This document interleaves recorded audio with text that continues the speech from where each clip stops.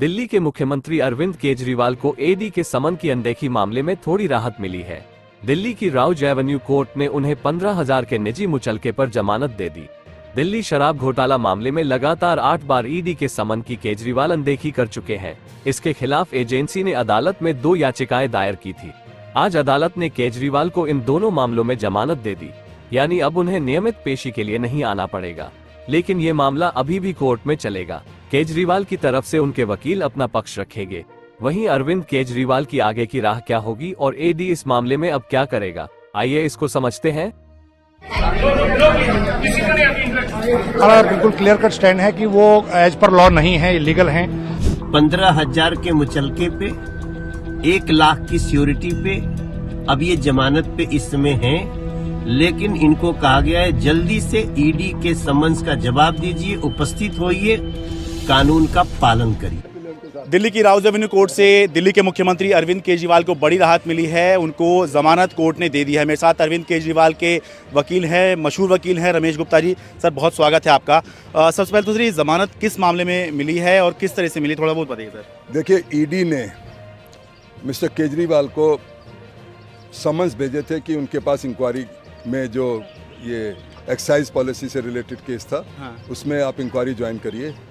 तो पहले 3 समन्स जो थे उसमें केजरीवाल जी नहीं गए व्यक्तिगत रूप से। उसका रिप्लाई दिया कि मैं आना तो चाहता हूं, पर पहले आप बताइए कि ये क्या मामला है, क्यों मेरे को बुलाया जा रहा है।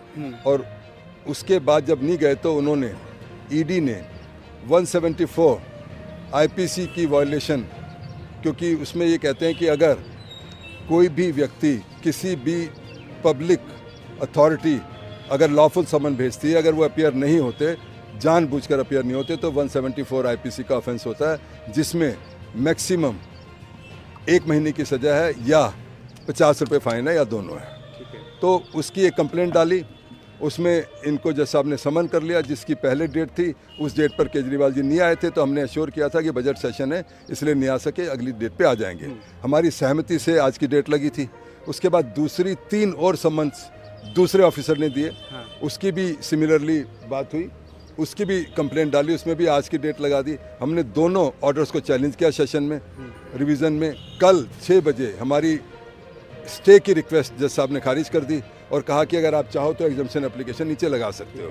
पर चूंकि हमने पहली डेट पे डायरेक्ट अंडरटेकिंग दी थी कि मिस्टर केजरीवाल अपीयर होंगे पर्सन में, तो आज केजरीवाल जी खुद व्यक्तिगत रूप से अपीयर हुए। जब अपीयर हुए, चूँकि बेलेबल ऑफेंस है, इसलिए जज साहब ने बेल ऑर्डर किया। 15,000 का श्योरिटी और पर्सनल बॉन्ड दोनों केसों में वो दिया गया और जज साहब ने एक्सेप्ट कर लिया। उसके बाद चूंकि कोर्ट में बड़ी भीड़ थी, तो हमने कहा सर इनको जाने की इजाज़त दे दो। तो उनको जाने की इजाज़त दे दी। फिर हमने एप्लीकेशन लगाई 205, 207 और 91 सीआरपीसी में कि जो कंप्लेंट के अंदर जिन डॉक्यूमेंट्स का जिक्र है, इन्होंने वो फाइल नहीं किया, वो डॉक्यूमेंट हमें मिलने चाहिए। खासकर उसमें जिक्र है ECIR का, और उसमें जिक्र है मेन कंप्लेंट का जो एक्साइज केस में फाइल हुई है, first supplementary, second supplementary, third supplementary, fourth supplementary, fifth supplementary. हमने कहा ये भी डॉक्यूमेंट रेलेवेंट है, क्योंकि आपने ये भी कंसिडर किए हैं, तो हमें उसकी कॉपी चाहिए, मैंडेटरी है। और उस पर फिर ईडी को कहा गया आप रिटर्न रिप्लाई फाइल करिए और उस पर बहस होगी। सिमिलरली ईडी ने एक एप्लीकेशन दी 294 सीआरपीसी में कि एक्यूज को डायरेक्शन दी जाए कि वो डॉक्यूमेंट्स को एडमिट और डिनाई करे। उसकी भी हमने कहा हम रिप्लाई फाइल करेंगे और बहस होगी। दोनों केसों में सिमिलर चीज़ है।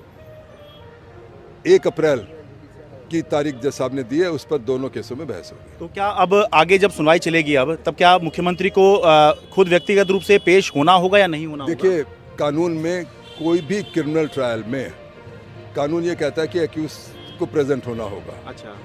अनलेस कोर्ट उसको एग्जम्प्ट कर दे पर्सनल अपीयरेंस से, या चूंकि अब हाई कोर्ट की डायरेक्शन है, वीसी के थ्रू भी हो सकता है। जैसे दिल्ली में जितने 138 के केस हैं जिसमें 2 साल तक की सजा है, उसमें अब सारे एक्यूज जो है वर्चुअली पेश होते हैं। अच्छा। इवन जज भी वर्चुअल है, एक्यूज भी वर्चुअल है। अच्छा। तो पर आज के दिन कोई हमने ऐसी एप्लीकेशन नहीं लगाई है, और इसलिए कानून में तो उनको पेश, हर एक्यूज को पेश होना होता है, उनको भी होना होगा, अनलेस वी डिसाइड कि हमने क्या करना। अच्छा, ये आगे तय करेंगे कि उसमें किस तरह से होना है, या वीसी से होना है या कोर्ट अलाउ उनके आने से कोई बेनिफिट तो हो नहीं रहा। हाँ। आज तो इसलिए आना जरूरी था क्योंकि बेल बॉन्ड देने थे। हाँ। उनके आने से सारी मशीनरी देखो कितनी परेशान होती है। हाँ। सारा पुलिस मशीनरी को दिक्कत होती है। हाँ। और उसका लाभ कुछ नहीं है। और आर्गुमेंट तो वकीलों ने ही करना होता है। नहीं, मैं बता रहा हूँ ना, वो तो मान लिया जिस स्टेज पर जज साहब कहेंगे कि नहीं इनके खिलाफ ट्रायल होना चाहिए और 251 का नोटिस होगा। अच्छा। वो साइन करने के लिए हो सकता है जज साहब कहें आना होगा। उसमें भी कानून ये है कि वकील भी साइन कर सकते हैं। अच्छा। प्लीड नॉट गिल्टी का। अच्छा। पर वो तो बात की स्टेज है। अच्छा, तो क्या ईडी ने जमानत का विरोध किया था सर आज? बेलेबल ऑफेंस है, कोई ईडी इतनी बेवकूफ थोड़ी है। अच्छा, चाहे- ठीक है, दर्शकों के लिए पूछना पड़ता है। नहीं नहीं, ईडी जो है कैसे भी हो, बट जो सीनियर एडवोकेट है मिस्टर राजू जो है ASG, he is also very renowned and I can say respected lawyer और nobody will oppose that. It is a bailable offence. ठीक है, तो अगली सुनवाई 1 अप्रैल को है, तो उसमें क्लियर होगा कि कैसे होगा, मुख्यमंत्री आएंगे नहीं आएंगे, लेकिन अभी आपकी तरफ से ऐसा कुछ नहीं कहा गया है। बिल्कुल ठीक है। ठीक, बहुत शुक्रिया सर। यार, दिल्ली से